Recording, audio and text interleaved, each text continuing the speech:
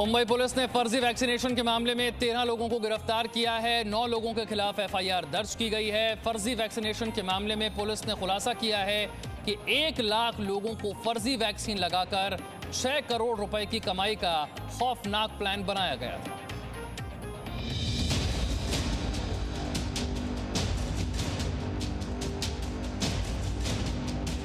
Corona के टीके पर लालच का संक्रमण। मुंबई में संजीवनी के सौदागरों का खेल बेनकाब।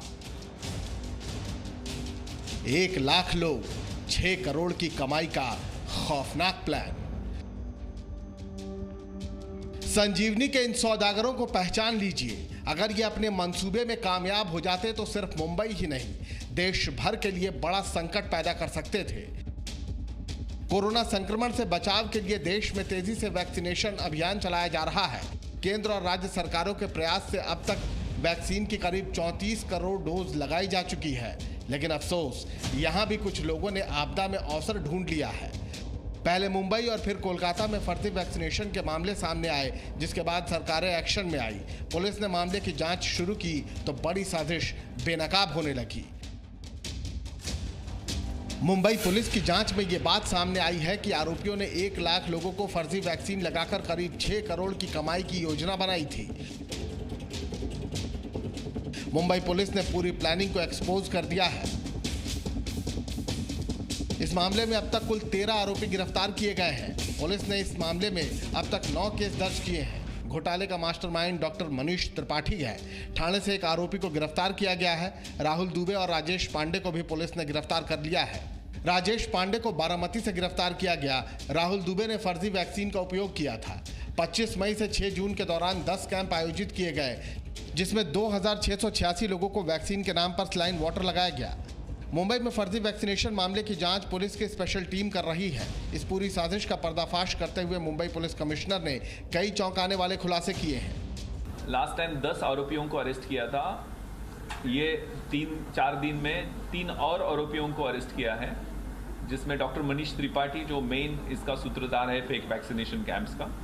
उसके बाद राहुल दुबे जो शिवम हॉस्पिटल में एडमिनिस्ट्रेशन का काम करता है, जिसके विटनेसेस के हिसाब से वो यूज्ड वायल है उसको रिफिल करने की जिम्मेवारी उनकी थी। मुंबई पुलिस इस मामले की तफ्तीश कर रही है। इधर महाराष्ट्र सरकार में मंत्री नवाब मलिक ने कहा है कि फर्जी वैक्सीनेशन मामले में जो भी आरोपी हैं उन सभी पर कार्रवाई होगी। महाराष्ट्र के मुंबई शहर में फर्जी वैक्सीनेशन के मामले सामने आए। एसआईटी का गठन किया गया है, जिसकी जांच एसआईटी कर रही है और जो भी इसमें इन्वॉल्व है उन सभी पे कार्रवाई होगी, चाहे अस्पताल हो चाहे व्यक्ति हो।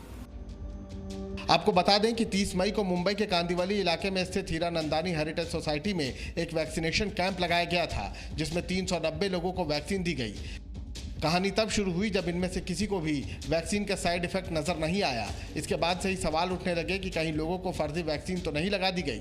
सवाल इसलिए भी उठे क्योंकि वैक्सीन लगने के तुरंत बाद लोगों को सर्टिफिकेट भी नहीं मिला। चौंकाने वाली बात ये रही कि 10 दिन बाद कुछ लोगों को सर्टिफिकेट मिलने लगे, लेकिन इन पर अलग अलग अस्पतालों का नाम था। वहीं जिन अस्पतालों के नाम से वैक्सीनेशन कैंप लगाए गए, उनका कहना था कि उन्होंने सोसाइटी में ऐसा कोई कैंप ही नहीं लगाया। बहरहाल अब इस पूरे फर्जीवाड़े का काला चिट्ठा खुल चुका है और पुलिस संजीवनी के सौदागरों के गुनाह का हिसाब करने में जुट गई है। ब्यूरो रिपोर्ट, जी मीडिया।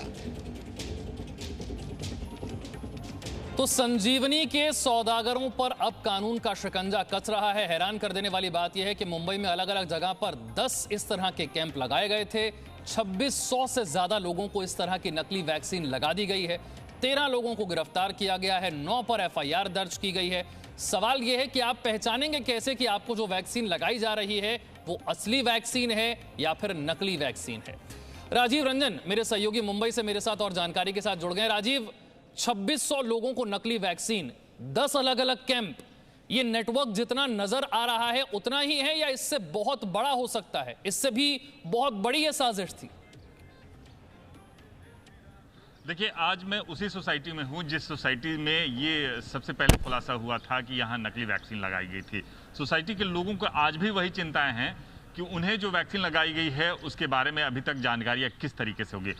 अब जैसा कि आपका सवाल था कि केवल और केवल यहीं तक था या ये नेक्सस और बड़ा हो सकता था या बड़ा था, अभी तक केवल और केवल 25 लगभग 26 तारीख से लेकर और 5 जून तक जो बातें हुई हैं, वहाँ वो लगभग 9 कैंप और 10 कैंप की बात हुई है।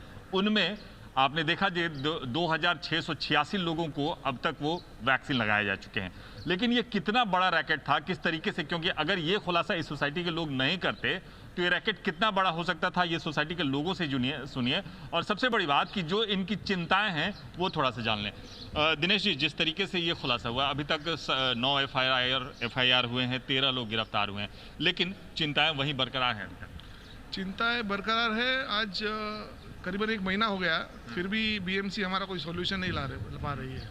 हाईकोर्ट ने जो PIL हुई है उसमें 24 तारीख को ही बता दिया गया था कि इमीडिएट इन लोग के सैंपल लिए जाए और आगे की एक्शन ली जाए, लेकिन पता नहीं BMC का अप्रोच बहुत कैजुअल दिखाई दे रहा है हमको, क्योंकि इतना दिन नहीं लगना चाहिए ना। अगर यही कोई बहुत बड़े नेता के यहाँ हो जाता या और किसी की गलती होती थी तो आप बराबर सुधार के उनका काम कर देते थे। हम लोग जनरल आदमी है, इसके लिए हमारा ध्यान नहीं रखा जा रहा, ऐसा हमको लग रहा है। कांदीवली से शुरुआत हुई, यानी यहाँ से शुरुआत हुई, यहाँ मुंबई में लगभग 9 ऐसे मामले आए, इसके बाद पश्चिम बंगाल भी में मामला, ये रैकेटियों का मामला, यानी इस तरह के फर्जी वैक्सीनों का मामला और आगे बढ़ सकता था। हालांकि आप लोगों ने इस बात को लेकर आवाज़ उठाई थी।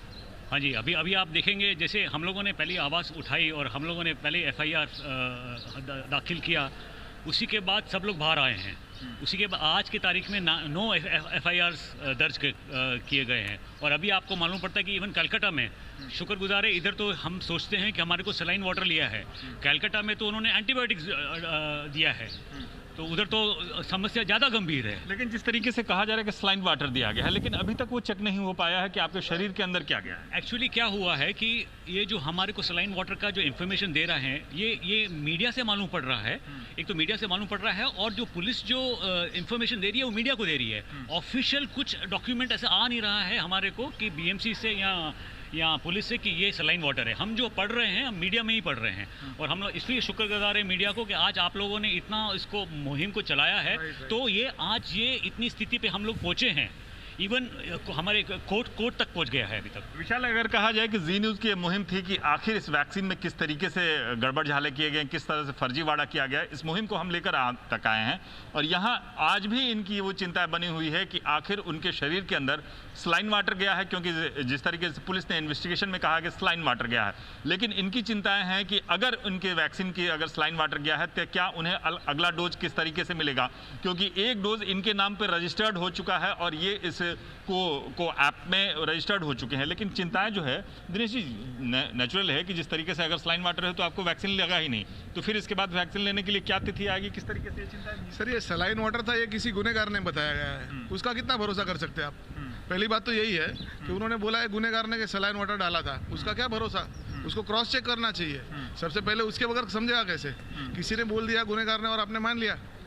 मुझे तो ये बात पे विश्वास ही नहीं कि वो सलाइन वाटर था। नहीं, और दूसरा तो अगर आप देखे जाए ना, BMC इतना अपना स्लो जा रही है कि हमारे से इतने सारे डॉक्यूमेंटेशन इन्फॉर्मेशन जो हम दे चुके हैं पहले से, हमारे को ये सर्टिफिकेट दो, किसने कितना टेबल बना के दो कि किसने सलाइन। अभी इशू क्या है, BMC आधे जो स्टेप हमारे को जो बताना चाहिए, नेक्स्ट जो रीवैक्सीनेशन लेना चाहिए, वो अभी क्या देख रही है, किस लोगों ने ऑन देयर ओन वैक्सीनेशन ले लिया आफ्टर 28 डेज, तो वो इन्फॉर्मेशन गैदर करके they want to be safe कि अगर देखो, अगर 10-12 लोगों ने ले लिया रीवैक्सीनेशन तो हमारा प्रॉब्लम सॉल्व हो जाता है। लेकिन एक डर तो बना हुआ है ना कि हमारे शरीर बिल्कुल, लोगों के सामने समस्याएं हैं, उलझन है कि अगर वैक्सीन नकली थी तो फिर उन्हें दूसरी डोज कैसे लगेगी या फिर पहली डोज वापस लगवानी पड़ेगी।